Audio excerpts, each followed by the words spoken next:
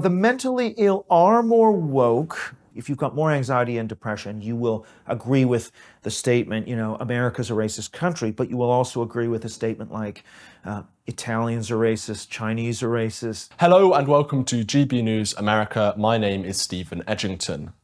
Is woke defeated? Are woke people mentally ill? To discuss, I'm joined by the author and academic Eric Kaufmann.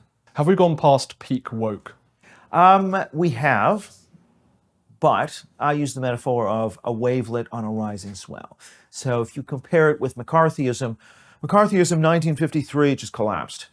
Woke, yes, we had George Floyd and some crazy stuff in 2021, and there's less of that, and there's more criticism of woke. But the social dynamics are still propelling it upwards, in my view. Whereas the social dynamics were propelling McCarthyism downwards. So I think we're going to continue to have cancellations. We're going to continue to have DEI in that entire culture. Why do I say that? I think this is generational, cohort-led. Whereas the young people would have been anti-McCarthy, liberal, the young people now are pro-woke, pro-cancel. So as they become the median voter, cohort change is going to push us in a woke direction, a more illiberal, intolerant direction. And that's one of the reasons I'm pessimistic about this peak woke narrative is that, and in fact, we've seen with this Palestine stuff, it was going down and then suddenly the spurt of activity and suddenly cancellations are right back up. And that's what I'm saying is all it will take is maybe it's 5 years from now, maybe it's some video of a white cop killing an unarmed black suspect. Boom, it can go. Right, this is your book, The Third Awakening. It's an interesting title. What is the Third Awakening? So, well, part of what I argue is that the 2010s is not some kind of aberration with cancel culture, for example, and statue toppling. That's actually a continuation of an existing cultural trend. So we're not in an unusual great awakening that has had no precedence. We're in the third awakening of three waves. The first one is the late 60s campus occupations. Black studies, grievance studies is born through demands made by sit-ins and occupations and saying you must have this curriculum, you must hire 50 black professors, you must have, all of these demands, force rather than intellectual argument. We then go fast forward to the late 80s, early 90s. We get political correctness, speech codes, Afrocentrism, multiculturalism. All of that comes up. Jesse Jackson, Stanford, hey-ho, Western civilization has to go, right? So that's kind of the second awakening. And the third awakening is sort of mid-2015, where we see, there's no question that this third awakening has been the largest and the most consequential. And you didn't have the politics of the campus featuring so centrally in the media and in elections in that second wave. You had a lot of pointy-headed academics, and you had Francis Fukuyama criticizing it and other people, Nathan Glazer criticizing it, but it was largely within the campus and maybe some newspapers. So third awakening is really building on what I would consider to be the critical juncture, which is the rise of the anti-racism taboo in the mid-60s in the US. And it just came in really suddenly. And suddenly, if you were offending a racial minority, typically black Americans, then you could be canceled. And so the first real cancellation occurs with Senator Daniel Patrick Moynihan's book on the black, was a report on the black family issued for the Johnson administration. Comes out and it says, well, we have a rising fatherlessness issue. At that time, it was only 25% of households that were single mother headed. But he said, look, this could become a problem. And the report caused a stink amongst, black intellectuals and politicians, and they canceled and shelved the report. So that's kind of the beginning of cancel culture. And then we have had a number of episodes in the 70s. James Coleman, head of the American Sociological Association, really top, old-style sociologist, very meticulous and rigorous. He says, look, busing, which was a policy favored by the left, busing is actually leading to white flight. It's not a great idea. Can you just explain very quickly what busing is? So busing was this idea of, in order to get integration, you'd bus kids from the inner city black schools to the sort of white schools within the city district. So what you're doing is you're actually bringing, and vice versa, but it's mainly about busing black kids into the white schools. That was unpopular with parents, and it wasn't actually that popular with black parents either, actually. And then of course what you were having is a lot of this white flight. So whites who lived within the city limits in Detroit or whatever would then move out to the suburbs or Chicago or whatever. And so Coleman was saying, look, this is actually having an adverse effect, even on integration, and we have to rethink this. And for that, people were up on stage picketing with, Nazi, racist, and all the stuff that would be very familiar to us was happening in the mid-70s. E.O. Wilson, another sociobiologist, was accused of being a Nazi. So that kind of trope, and there was an open letter in I think it was in the Boston Globe or it was in the Harvard magazine. But anyhow, that style of politics, scholar activism, was already happening in the 60s and 70s. It's just to say that what we're living through is not new, but it's scaled up.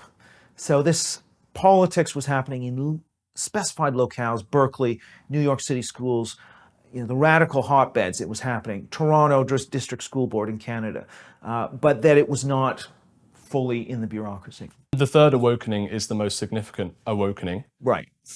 Is the backlash to the third awakening the most significant backlash that we've seen since those other sort of cultural revolutions that you mentioned in the 60s and the 90s? Yes, it is. So that, and part of this is that because the third awakening involves the left liberal extremism in the form of cancel culture, attacks on the past and history at a higher level than before, but they've come off campus because social media means that all of a sudden academics and journalists can interact. It means that all of a sudden crazy ideas from the campus, and these ideas had been on campus for decades. And we see that looking at big data analyses of abstracts of academic papers, mentions of racism, sexism, homophobia, already very high, very well studied subjects. But the media wasn't paying that much attention. And then suddenly, the mid-2010s, we get this new media model where it's all about driving clicks on social media. And you're getting interactions between academics who are now on Twitter, journalists on Twitter. And then we see this convergence. Suddenly, the New York Times is talking like a race and gender studies class, white privilege and patriarchy and all this stuff. And then it gets into the youth culture. And so the young people are now, the students, actually students in the sort of late 80s, early 90s were not particularly woke. They were not particularly politically correct. You even had sort of proper racist incidents happening on U.S. campuses in a way that would be unimaginable now. It's almost always a hoax. But so what's happening is that, now the students are soaked in this by the time they come onto campus, because it's got into the youth culture, it's got into the school system. And so the scale is just so much greater. But that also means that it's now a political issue off campus. And so we see a much more organized pushback, like the idea that critical race theory was definitely happening in the late 80s and early 90s. But the idea that that would be like a crusade politically and would actually be electorally significant, or that stuff was the stuff that's happening on the campuses now with the pro-Palestine, and the way that's dominating or making an impact on politics, with federal politicians calling in heads of universities to rake them over the coals. All of that's quite new, I think. So yeah, I think this is quite interesting. You talk a lot about young people, and Right. young people being the drivers of the woke movement, particularly young women. So why is it that young women are more woke than young men? Well, okay, so yes, you're right. We've seen sort of starting from the mid-2000s, young women becoming more liberal or left-wing, depending on which audience we're talking to, British or the US. So they're moving in that direction from sort of mid-2000s. That really accelerates, and it's now like there's a 15-point gap between 18-year-old men and 18-year-old women in their political loyalties. And similarly on these questions about, so a question, if I take a British example, should J.K. Rowling be dropped by her publisher? Young people are roughly split yes, no. Older people, it's only about 5% who say yes. Now, if you take young men and young women are 15 points more than young men likely to say she should be dropped. Now, young men are still more woke than older men, but the gap is much larger between young women and older women. So it's not actually about being a woman, it's about being a young woman. And why is that the case? Right? So women were more conservative than men. I point this out that really from, in the 1970s, women would have been more conservative than men. Why have they become more liberal? What's changed? Now, it could be feminist ideas, but the problem with even that explanation is why would women be so keen to have trans women, aka biological males, entering women's spaces, shelters, sports, etc.? Is that really a feminist position?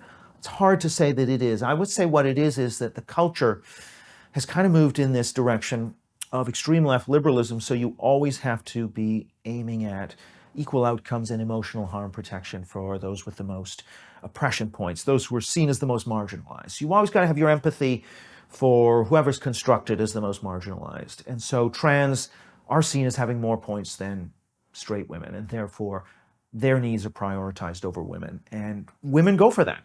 Young women are more likely than young men to support essentially this transgression of women's spaces. So that is ideological. Now, so I don't think it's also just the case that women are more caring because they have been taught and raised to be more caring and they're evolved to care for kids and all these sorts of more evolutionary explanations, which are quite, which have been talked about. Corey Clark and Bo Weingard did an excellent paper on this. So I think that what's happening is yes, women are more empathetic, but the key is, okay, who do you want to have empathy for? So the ideology says, okay, you have to have empathy for the people who have the most oppression points. Now, so you're going to empathize with trans over female.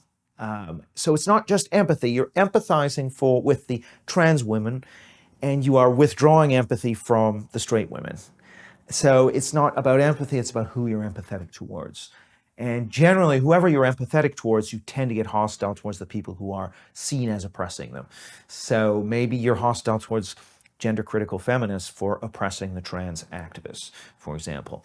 So it's all ideologically bound up. It's manipulating the empathy of women. So the empathy of women, I think, doesn't actually matter. It's just that their style of politics will be more empathetic. They could be empathetic to the white working class and their loss of their way of life due to large-scale immigration. Or they could be empathetic towards some guy who's unattractive and who can't, find a girlfriend. There's all kinds of ways in which that empathy could be channeled around. And historically has been channeled, that empathy was channeled towards, white women as against the image of the scary black rapist in the 1930s South. So I'm just saying I'm just not particularly convinced by the biological kind of explanation that that's really why women are so much more woke. Were young women the drivers of the Cultural Revolution in China? Were they impactful in other kind of cultural radical movements, cult-like movements around the world? That's a good question. Women, I'd say Cultural Revolution in China, my sense from that is it's a lot of young students. It would be a lot of young male students. Now, you can say that Marxism in communism is a more kind of systematizing, so it's more male brain in a way. It's more like, here's a doctrine and you have to follow it. And this cultural socialism, what I call cultural socialism, much more empathizing, ground up. You're empathizing with particular groups and movements. Women, gays, trans, African American, indigenous. You're drawn to the romance. Just not white men. Just not white men, right? Yeah, yeah. It's all about the meaning that you can extract out of these particular movements, which you find very energizing and endowing you with meaning. And that's what sort of infuses your left-wing politics. It's not like you started with some principles like Lockean liberalism or Marxism even and worked your way down. You start with your emotional attachment to the romance of these movements, and you kind of induct your way up into these fuzzy principles that say, crudely put, majority bad, minorities good. Now, it's not all majorities, it's race, gender, sex, sexuality. Those are the things that you're animated by. That's all the ideology cares about. It doesn't care about, for example, Jews making more money than Seventh-day Adventists or, Even it doesn't care about light-skinned blacks doing better than dark-skinned blacks, or it doesn't care about, West Indian blacks doing better than American blacks. None of that stuff matters at all. It's only about color and genitalia and sexuality, and that's it. And so, yeah, it's very specific, and it's developed in a very specific way. Are young women enabling or trying to influence in some way, even subtly, young men into becoming more woke, into becoming more left-wing, even for reasons of dating and stuff like that? Yeah, well, I mean, if we look at certainly the dating, the proportion of non-Trump supporting American female students that would date a Trump supporter is 7%, right? Now, so there's an increasing political discrimination. Now, of course, when push comes to shove, who knows how that's worked out in practice? They have only limited choices, right? But just the fact that there is so much political discrimination and bias in the dating market, yeah, I mean, I think they very much have, these are the beliefs they believe are the kind of moral ones. So women always kind of reflect the community mores that they're reared in.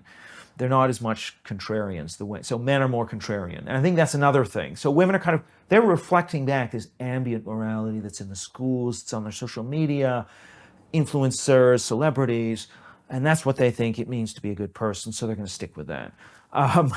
And yeah, so they think if there's a guy who says, I think immigration is too high, they would, be shocked because it was, oh no, that's offensive to somebody who's got a lot of oppression points, aka a person of color, let's say.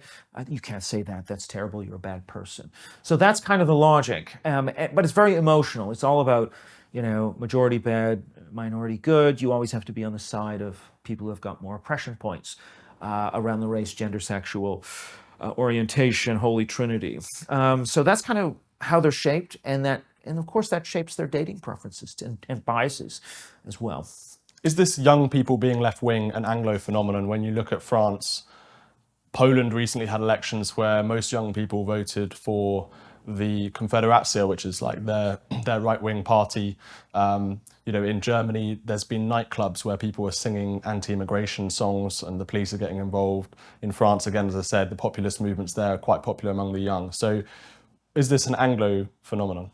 I think it's more of an Anglo phenomenon, but I also think that there's probably a greater polarization of opinion amongst young people. So you will have wokeness in France, you will have plenty of left-wingers, and you can see now with these pro-Palestine protests, there's significant pro-Palestine protests in European cities, and you've got plenty of white progressives involved. So I just think it's more of a polarizing dynamic, and there is also a gender, there's no question that women, it's always been the case that women don't support populist right parties anywhere near as much as men do. That's a pretty universal finding. So there is a gendered aspect to it. And is that because of immigration as an issue? No, actually, women are not necessarily that different from men in their views on immigration. It's just that they're not going to transgress and vote for a party that's seen as not respectable. And this is what I mean about they're always going to be with the community norm and backing up that community norm. So respectability says you don't vote for the National Front, then they won't vote for the National Front in as large numbers. Although Marine Le Pen, because she's now into the 40s, is increasingly making inroads into female voters. But I suspect these are more sort of middle-aged and older women. I don't know that for a fact, but that would be my hunch. But yeah, so that's kind of like the gender dynamic a little bit around this stuff.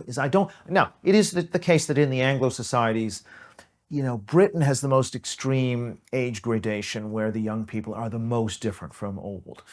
The US is kind of in the middle. Canada's a weird one because politically there's not that much difference by age, but I think on the attitudes, from what I've been able to tell, there's still quite a bit of difference between young and old. Young are still more woke in Canada than old. It's not as big a difference, mainly because older Canadians are pretty liberal compared to older Americans and Brits. Maybe younger Canadians are a little more conservative than younger Brits, maybe similar to young Americans, I don't know. But you're seeing this, there is still an age pattern in Canada as well. So how do you see this playing out in the future in terms of we've got all these young people who are woke, particularly Right. young women. How does that, what does that mean for the future of Western societies? Well, they're woke, but they're also more polarized. So I think if I had to predict going forward, we're going to see culture war issues gain more political importance. Because right now, the truth of the matter is that they have not played a huge role. There have been a few places, Scotland with Nicola Sturgeon and the Isla Bryson thing. You've had, Glenn Youngkin, to some degree, Ron DeSantis have been able to use that to win. And of course, the public as a whole, whether we're talking US, Britain, Canada, it leans 2-1 against woke. So it's a very good wedge issue to divide the left, unite the right. Now, one of the things that's been happening here in the US, where culture wars has a somewhat higher profile than in Britain or Canada, but it doesn't have a super high profile. So a lot of the Republican candidates have not really been able to make a massive impact just running on culture wars. And so the next frontier really is going to be the politician that can link the culture wars to these big concrete concerns around crime, immigration, education, and the economy. And of course, they are intimately connected in many ways. If you can't have a discussion about immigration without being accused of being a racist or engaging in systemic racism, if you can't have a conversation about crime, incarceration, well, stop and search, all these things where certain groups may be incarcerated or stopped more than others, education, certain groups may be excluded from class for bad behavior more than others, but you got to do all those things if you want to improve outcomes, and especially improve outcomes for minorities. You've got to do all these things. So I think that's, if you had a politician that can actually make that connection and said, all of these issues, if we care about them, we have to solve the culture war. It's a bit like, if you care about immigration in Britain, then we have to take back control from the European Union. It's the same way Farage was able to get the EU up the priority list of voters. I think that's going to happen at some point, and I don't know exactly when. The other thing is, fast forward 20 years, I just think these issues are really going to split the electorate more than they are now. Already young people have a greater, what's called standard deviation, more polarization on these issues than older generations. So I think they're going to be more important for elections in the future. Are the mentally ill more woke? The mentally ill are more woke, but mental illness is not the main reason for wokeness, is what I'd say. So Jonathan Haidt, Greg Lukianoff, Coddling of the American Mind, they talk about, the three great untruths, such as what hurts me makes me weaker, that kind of thing. Always trust your emotions. So what they're saying is, we've got this mental health crisis. We have also got this great awakening happening at the same time, and students saying words of violence. One of the suggestions there is that there is some connection between mental fragility and support for being protected from speech that you don't like through censorship. And I think there's something to that, but I don't think that's most of the story. So I've looked at the US student data, which shows, for example, that it's more a question of where you are on the left, right, or liberal to conservative scale. Like if you're very liberal, you're going to be very woke. You're not going to want anyone coming to campus who says BLM is a hate group, abortion should be banned. Those sorts of speakers should be kept off campus if you're very far left. Now, if we compare someone who's very liberal, who has mental illness issues, and someone who's very liberal but who is mentally healthy, somebody who's very liberal but has got mental problems is more likely to say, keep these speakers off campus. But the difference is pretty small. So there's a lot of really well-adjusted liberals who are very censorious. So my point there is just that mental illness makes only a small difference to censoriousness. It doesn't really explain the phenomenon. The phenomenon really comes from this ideology which has metastasized and spread since the 60s. So if you're depressed, if you're anxious, you're more likely to be woke, but that may not be a kind of correlation or sort of causation doesn't equal correlation or whatever. Yeah, I really don't think it is. So for example, if you say you are anxious or depressed and you're on the right, some studies indicate you're more pro-Trump. Or for example, you're more likely to say, if you're white and male, you're more likely likely to say, I've been discriminated against because of my race, if you've got more anxiety and depression. And likewise, you might be more likely to say, if you've got more anxiety and depression, you will agree with the statement, America's a racist country, but you will also agree with a statement like Italians are racist, Chinese are racist, Hispanics are sexist, African Americans are homophobic, all these sorts of statements where you wouldn't, which don't correlate with being heavily on the left. So I just think it's a separate dimension. It's very negative. Yeah, you're just kind of like down on the world. Do you have to deal with woke, depressed, anxious children in your job as a professor? Or how do you deal with woke people, I guess? Woke students is really my question. Well, I'm not the best person to ask because the place I taught before was a mature student institution. We had late 20s, early 30s. Now, we had a lot of students sort of pleading mental health problems, so that's why they could, send their essay in late or have an extension, or these sorts of exemptions are just skyrocketing, and universities are really lenient generally. So that's the only way. So is that your tip to students today? If they want an extension on their essay, just say you're depressed. Well, yeah, it seems like universities are really bad at just saying no. I mean, if you can produce even like the most crude kind of doctor's note, and it seems like the doctors are willing to just hear a sob story and write a note. Now, I can't say that all these people are faking it, and maybe it's real, right? I mean, maybe this is the mental health crisis in action. So who am I to say? It's not. But it's Anyway, not. Yeah, I know. But you can't tell if someone's weaponizing it, right? But yeah, I haven't really come across too much of that in class, partly because I haven't taught these kind of young elite type students very much, and that's maybe where I haven't. Now I have seen it in talks. I mean, I've given talks where that kind of student will emerge, but I remember once giving a talk at Bard College, which is just up in upstate New York, and some millennial or Gen Z female students. I don't think I heard a land acknowledgement. So, very good. How do you de-woke people?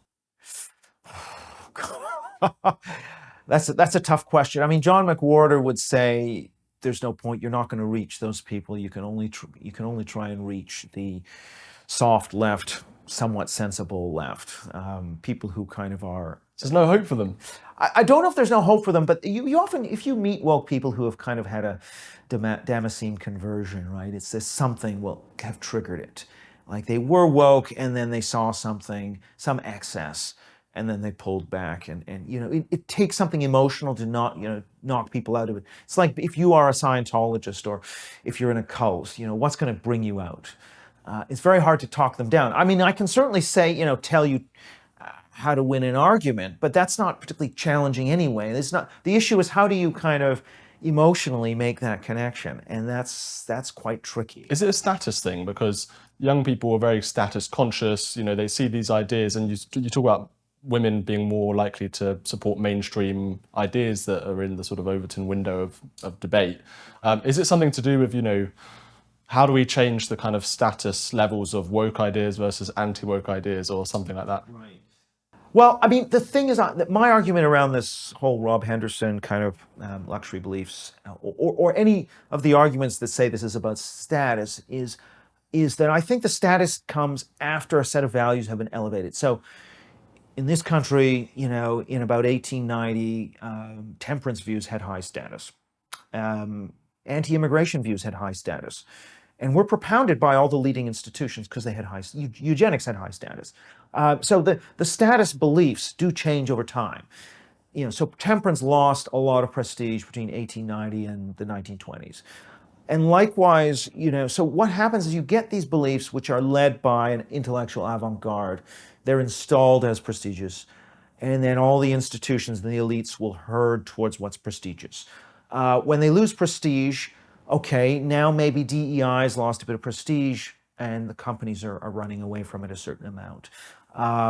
I would say that certainly critical theory and this very sort of scholar activist style within the academy, I would say it has relatively low prestige. And that's been the case for a long time. I mean, postmodernism also kind of had, certainly as we get into the 90s and the 2000s, its prestige was going down. Right now, I would say grievance studies has low prestige, DEI has low prestige within academic circles, where all the top journals are technical, quantitative, even in sociology. So I'm not sure that's the driver. And to the extent it has prestige in kind of like teenage or young person circles, to have the right ideas. I think that's simply because they've become, they were installed as intellectually serious or at least as important ideas, and they herded in behind it. The dynamic could very easily change. I mean, if these ideas lose prestige, then I think actually, but I don't think that's what's driving it. So I think it is this emotional mind virus that people are attached to, majorities bad, minorities good, that's pushing people, even though now maybe the status forces are moving in the other direction. I don't think that's enough to stop it. I just think it's much more emotional. It's more about meaning than status, I would say. What about elite capture? What if the right are somehow able to capture the levers of power, government, business, whatever, putting their own guys into all these places, replacing the so-called deep state, a bit like Ron DeSantis has done in Florida? Can they just impose their values onto the rest of the population, a bit like the left has done through their kind of minority, support from their elites, capturing these institutions, going against public opinion on everything, and suddenly we just woke up and everything had changed? Can the right do that in sort of reverse? Well, I mean, it's not going to probably win hearts and minds, because whenever something's imposed, Who cares about that if you've got the elite? Yeah, well, okay, so, but I still think it's the right thing to do, and I'll try and explain that in a minute. There's two problems. I mean, one is the battle of ideas. How popular are these ideas? And clearly young people are being influenced by a certain set of these extreme left liberal ideas. But the second is, do the institutions reflect the democracy, the democratic will? I mean, that's one of the reasons I'm in favor of imposing political neutrality on the civil service in government, getting all of the kind of, whether it be BLM or Stonewall or Progress Pride or any of these insignia or high holy days around International Women's Day, Transgender Awareness Day, whatever, all of that should be out, and the only flag that should be on the public building should be the national flag or the municipal flag or whatever. So I just think that's about democracy, and it's about the population seeing its values reflected in public institutions, and public institutions being politically neutral. Now, do I think that's really going to change attitudes very much? No, it might have some impact. So for example, smoking and bans and seatbelt requirements did change the culture, actually. So sometimes bureaucratic changes can change the culture, but the big thing that I kind of stress in the book is the key here is the education system, the schools, more than the universities. In terms of shaping the next generation, we cannot have the schools indoctrinating the kids in cultural socialism. I mean, that just, you can't have that and hope to have a sane next generation. So I think that's got to be the top, one of the top priorities for any serious conservative government has to be to try and reform education and make sure the teachers are sticking to the script and not doing politics in the class. On the issue of education, I think it's super interesting what you talk about. Can you just take us through some of the statistics in terms of when young people are exposed to woke ideas, this is what happens to them? Well, yeah. So, I mean, there's a study at the Manhattan Institute that Zach Goldberg and I did, I think it was about a year ago, and we sampled 1,500 18 to 20-year-olds, 500 at age 18, 500 age 19, 500 age 20, asking them, the 28-year-olds and the 19-year-olds, about their experience in school. The 18-year-olds were still in school. And, we had a list of 6 concepts, critical race gender concepts like white privilege, patriarchy, many genders. We asked them, how often from an adult in school have you heard, or did you hear these concepts at all? Yes or no? And we got, in the US case, 90% of those 18 to 20-year-olds had heard at least one of the critical race concepts. And it was like 93 if you include the critical gender concepts. In Britain, that number, like 93, the number in Britain was 73. It's still pretty high. And so this is saturating the school system. And now, if you ask people a question like, I sometimes think, when I think about the way Black people have been treated in this country, that whites are racist and mean, right? Using that exact phraseology. The share who will agree with that is almost double amongst the 18 to 20-year-olds who have had the maximum exposure of 6 concepts compared to those who had no exposure at all. For affirmative action, for white guilt, for a lot of these questions, it's at least a 50% increase as we go from people who haven't had any exposure to those who've had maximum critical race gender exposure. But of course, also partisanship is hugely affected. Somebody with a Republican mother who has had no exposure to these critical race and gender concepts, over 60% of the young people are Republican. Whereas those with a Republican mother who have been exposed to the maximum concepts, it's 29%. So it's basically cut in half. And that's kind of an indicator, and we've controlled for a lot of confounding factors, which I'm not going to get into. The bottom line is, yeah, education has a big impact on attitudes and partisanship. And so it's a huge factor and has to be brought under control. And by the way, the reflex amongst American conservatives is always, oh, we'll just cut and we'll just school choice and people will just select away from this stuff. And it'll naturally, through market mechanisms, die a death because we want limited government and devolve power to the parents. And all of that is, it sounds great, but it's actually going to do almost nothing. And because if you actually look at, first of all, you need parents to know what's being taught in the schools. Then you need them to care more about the content of the education than about just which schools get the higher ranks and get their kid into an Ivy League school. That only holds for a very small number of parents. And so I don't think this is a panacea. And in fact, if we look at kids who've been through the private system, the parochial system, the homeschool system, or been homeschooled, there's almost no difference in attitudes. And so I just think until, there may be some parents who can avoid this, who are really determined and ideological, and they can go to a classical school. But the vast bulk of kids are just going to be going through this indoctrination mill. So you have to get at the public system and you have to reform the public system, which is why the DeSantis approach is really the only, whereas Arizona, yes, great, they've got school choice, but when most of the teachers and the teaching materials are the same, it doesn't matter. So this school choice crutch that a lot of conservatives look to, I think they've got to sort of wake up and get out of that sort of libertarian mindset. In terms of people who run the universities, the professors, but also other elite institutions around, I suppose, just in business and politics and so on, can you talk about the divide between Republicans and Democrats, left wing and right wing, and sort of what that looks like? Isn't there like one Republican for 100 Democrats or something in some places in terms of professors and so on? Yeah, I mean, well, Harvard is a good example. What proportion of two-party political donations went to the Democrats last year in Harvard? You might want to hazard a guess, 98.6%. So, yeah, there's a skew. There's towards maybe, the Democrats, you should. Towards the Democrats, yeah, it goes without saying, right?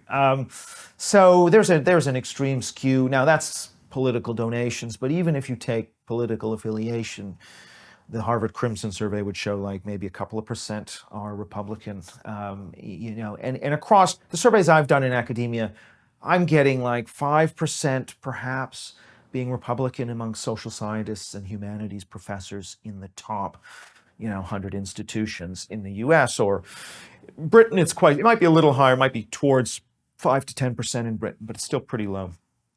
So you're getting these massive skews, and it's becoming an enormous problem. So you will get a bubble on campus and you won't hear any other ideas. And when you have a monoculture, John Ellis, he's at the University of California, Santa Cruz, he's an emeritus, and he talks about this. When you have a monoculture, the incentive is to exemplify the values that everybody shares. And so you push each other towards more radicalism. And this has been a finding also for judges. If you have a 3-judge panel, you only need 2 out of 3 to have a majority view, but a 3-judge panel rendering a majority view versus a 2 out of 3 judge panel rendering a majority view, the decisions are a lot more extreme in the 3-judge panels because everybody's just riffing off each other and pushing each other towards extremism. So we're getting that because of the monoculture, we're getting more extremism.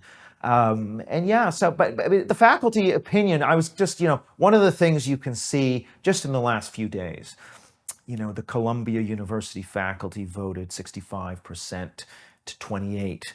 to censure the president of Colombia for removing these encampments, which were actually breaking all kinds of laws. And they were breaking windows, all kinds of stuff. So you had the faculty basically coming in favor of these students who were essentially engaging in this progressive illiberalism. But at the same time, we just saw a Harvard study, 70% of Harvard faculty want the institution to be politically neutral. And almost 40% say DEI is a threat to academic freedom. Seems like a contradiction. But if you actually look more closely at faculty attitudes, what you've, especially the left-wing majority, they love DEI, so they like something that's diversity statements they support by a 2-to-1 ratio. They support decolonizing the curriculum. All this sensitivity stuff they love. But if you ask them, well, look, how about you don't have control over your reading list because you have to essentially make sure that you run that through this gauntlet of affinity groups before we can improve your curriculum. They'll absolutely reject that. So they want their academic freedom. They want to be protected. So that's why 40% will say, well, actually, DEI is a bit of a threat to my academic freedom. Or if you say, which is more important, social justice or academic freedom 2-to-1. So it seems like a contradiction. But the way I resolve this is they are essentially totally suckered in by anything with a DEI label on it. But on the other hand, they very jealously guard their own personal academic freedom and security. So it's not from the best motives, but there's this contradiction. Yeah. What do conservatives actually do? I mean, I'm a journalist. Right. I don't meet any conservative, well, there are some Right. conservative journalists, but it's pretty rare. Right. It feels like 90% of Tory MPs are left-wing. Right. 90% of the faculty are left-wing. Yeah. Where are these conservatives? I thought, do they exist? I mean, they vote for conservative parties across the world. It just seems bizarre that they're not represented in any of these elite groups. It's really interesting you say this, because the direction of the elite culture, and particularly anyone who's active politically, has really been moving in a left-wing direction over time. So if you take the U.S. data, for example, the average voter is not really more liberal than they were in the 1970s. So there's the liberal-conservative balance has been fairly steady. You take people with advanced degrees, it's moved to the left to some degree, but nothing like to the same degree that we see in the professions. So media and academia has gone from like 1.5 to 1 left-right in the mid-60s to 6-to-1. And that's including all levels of university, all disciplines, not just the social science humanities elite universities, which are obviously more skewed to the left. So we've had this kind of direction. And if you take political donors, political donations, donors have moved much more left than even people with advanced degrees. So there's been something about people who get involved in politics, who are interested in media or in ideas. That group has really shifted a lot. And so it's not just academia or even media. It's like people going into law and now medicine. And so there's a whole series of these fields where the professions have all been trending really to the political donations coming out of the professions have been trending really left. I just think this is something in the leading edge of the culture in terms of people who think about ideas and about society. They have been moving in a left-wing, cultural left-wing direction. And that is really the key, is like, how do we're almost like a small group now, people like you and I. We're a small minority. Now, there's a lot of people who want to listen to us, and in fact, it's much easier for us to sell a book and to get a clerkship on the Supreme Court. It doesn't matter, all these sorts of things. There's very limited supply of people like us and quite high demand, because the population's still pretty even. The problem is, how do we get intellectual life to be more balanced? And I guess at some level, it's about winning some battle of ideas, and also the hearts. We need sort of the myths and the narratives. And that's one of the reasons I argue that in the school system, you should not be allowed to teach about just American slavery, just British colonialism, without teaching about, indigenous slavery on the West Coast, which was ended by the British in 1851 in British Columbia, for example, or, the indigenous Americans who had black slaves, all of that should have to be taught. And you should teach about the world history of slavery, the world history. U.S. built on stolen land, fine. Every country built on stolen land. That kind of context needs to be there in order to draw the emotional sting, which is shaping a generation. So I think we have a lot of work to do to turn this around. It's probably going to happen through what Gramsci would call organic intellectuals, right? I mean, like us, to try and sort of make the argument, eventually win the arguments, and then we might be able to turn around that leading edge of the culture. It's interesting, you talk a lot about academia, you know all about that, and I'm just curious, in the world of journalism, media, how do we get more conservatives, young people, to be interested in becoming journalists? Because it just seems like an industry that would really turn them off. Maybe they'd go into finance. I don't know, what are young conservatives doing today? Like, are they looking more towards the sciences and maths and finance and banking rather than the social sciences, media, creativity, that sort of thing? I mean, to some extent they are. I mean, one of the things we now are starting to know from these longitudinal studies is people become conservatives later in life, generally. A lot of people who will be conservatives are now kind of apolitical or neutral. Particularly people without degrees. That kind of person is probably going to move in a conservative direction. So partly there are fewer of them. I mean, in the US, it's probably like 50% liberal, 20%, just over 20% conservative amongst college students in the top 200 institutions, but still 20%. Okay. What I would say is we do need to have more of a concerted effort at developing a pipeline. So you take the Federalist Society, that's to me the model where they have branches on campus that attract people into talks, they form a community and a network. That then allows them to vet candidates for clerking with judges. So there's a clear career path, there's a clear incentive there, a structure people can see. Okay, I'm in Federalist Society, I then get a clerkship, I can then go to a law firm. Similarly, what we need for journalism or the bureaucracy is some similar organization that would essentially serve as a way of signaling, there's a career path for you if you follow this way. And there is a career path because there's a big demand for conservative journalists, right? I mean, if there were more of them, there would be quite a good path. It's probably easier to get a job if you're conservative than if you're a standard left-winger, right, in journalism, as in getting a clerkship. It's like 14 times easier if you're conservative. That's not necessarily well known outside of the legal profession. So we need that for the bureaucracy, we need it for journalism, we probably need it for academia. Some society that will offer a clear career path and helps develop the pipeline. What about this idea that Gen Z are becoming more conservative, the kind of TikTok generation, there's a bit of a backlash against like these kind of woke millennials with green hair and everything. Right. And you go on TikTok and you see people, millions of hits of these videos that are just taking the mickey out of left wingers and things like that. So what about this Gen Z thing? Is that a myth? I don't think it's a myth, but I think, again, data on 18 to 25s is notoriously slippery because they don't answer surveys as much as everybody else. I still think, however, what's happening is this polarization. So you've still got the woke main branch of that youth culture, but I think you've got a rebellious kind of contrarian, almost trollish anti-wokeism. So you've kind of got this polarization. And it's quite interesting in a way. And I don't know, but I'm just not yet convinced. Like you see the odd survey where Gen Z hate cancel culture a lot more than millennials. But then another survey will show like they're the most pro-canceling of J.K. Rowling so I don't think... Are humans aren't they more nuanced than you ask them one question and they, right. Do you know what I mean? They might say something.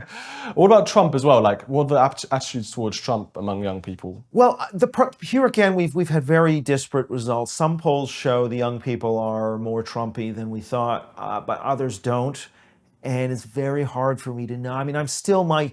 My gut feel is if we get enough data that young people are still going to be leaning against Trump on average, more than older voters. It is true they look at Biden and see somebody they can't really identify with.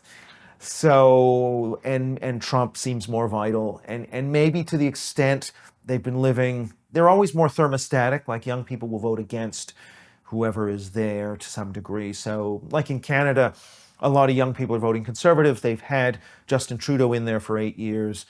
And, whatever problems they've got, whether it's getting a house, and he is to blame for some of these problems, so they are right to do that. But at the same time, I just think young people are going to rebel against the existing order. In Britain, Tories have been in power 14 years. It's just ripe for, young people being anti-Tory. But in Britain, I mean, it's like, what is it, 5% of young people vote Tory or something? Yeah, it's under 10. It's probably about 10, but it's really low. Britain has the most extreme age issue. But on the other hand, it's had the Tories in 14 years, whereas, Canada's had the Liberals in 8 years. The US has had a rotation of power. So I don't think it's necessarily set in stone. And also the thing with the Tories is, this is just my very personal thing, but if you're a young person and you're more conservative, I mean, why would you want to vote Tory anyway? I mean, do you know, it doesn't make any sense. There's other, I mean, I wish there was a better option sort of thing. Yeah, but even with that, obviously, there are a lot of young people who are, they're basically voting for left-wing parties like Green and Labour. But it'll be interesting to see after 5 years of Labour just exactly where young people are, to what extent there will be a rethink. I don't know. I mean, Britain's young people really are in the lead as far as being woke and left-wing. So who knows? What's wrong with us? Is the Gaza thing, is that really driving young people around the Western world to become more left-wing, or is it just one of those things that they've become passionate about, or how does that impact these debates? God, I think it's more just they have a pre-existing worldview, which is, majority bad, minority good. You have white settler colonizer versus indigenous person of color, and they've just taken that critical theory lens and they've just imposed it on. Plus there's the Jewish angle as well. I mean, there is a bit of an anti-Semitic strain to this, or? Yeah, but I think it comes out of this, I'm against the white settler occupier colonizer and in favor of the romanticized, airbrushed indigenous innocent. Like Hamas.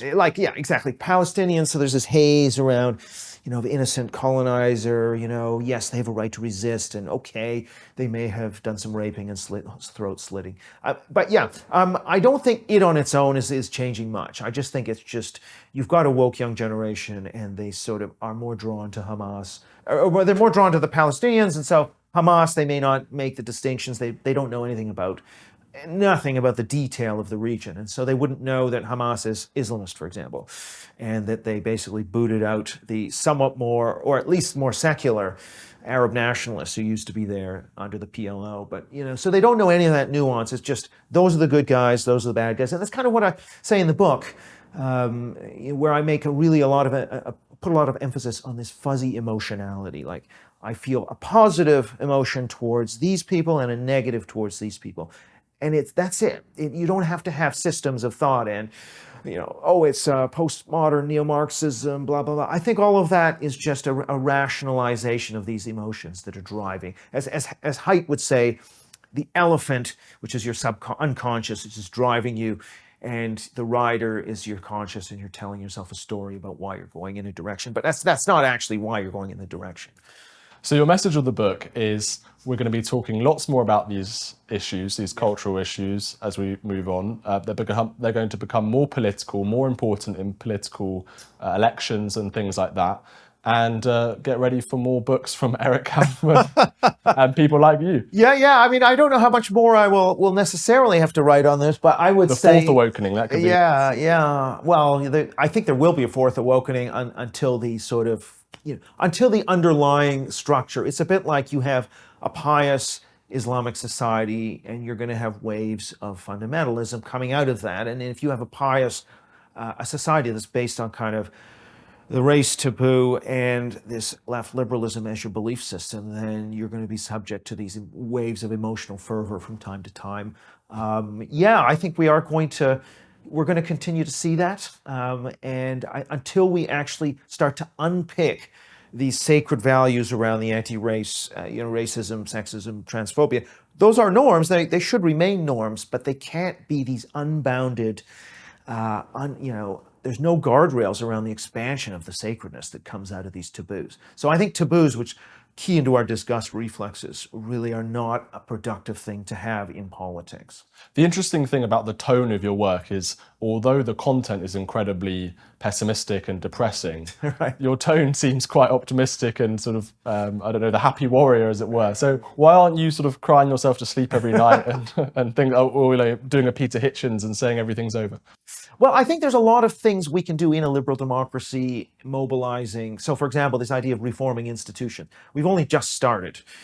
I actually think that can be a major political project. I think, for example, political communications using pictures and simple terms like critical race theory or, anti-white discrimination when we're talking about affirmative action or something like that, that can be improved, and all of that can help mobilize for change. We can reform the schools, I think. So I think there's a lot we can do positively, politically, but these issues have to enter the political arena. They have to decide elections. Once they decide elections, actually, even the left, you look at Keir Starmer. If you say to Keir Starmer, what is a woman, he can now answer that question. He wouldn't be willing to answer that question in the past. So that's progress of a sort. And similarly, I think if woke is a vote loser, then the sensible left, the James Carvilles of this world and David Shores of this world will be able to get the upper hand against the loonies in their party. And so I do think that's the possible avenue for change. But we also need to win the battle of ideas, podcasts and newspapers, because that's shaping the culture more even than the schools. We've got to do it all. It's a both and. Look, I'm not saying we should only do one thing, not the other. So I think there's a lot more that we can do, and we've just begun doing. And that leaves me a bit more optimistic.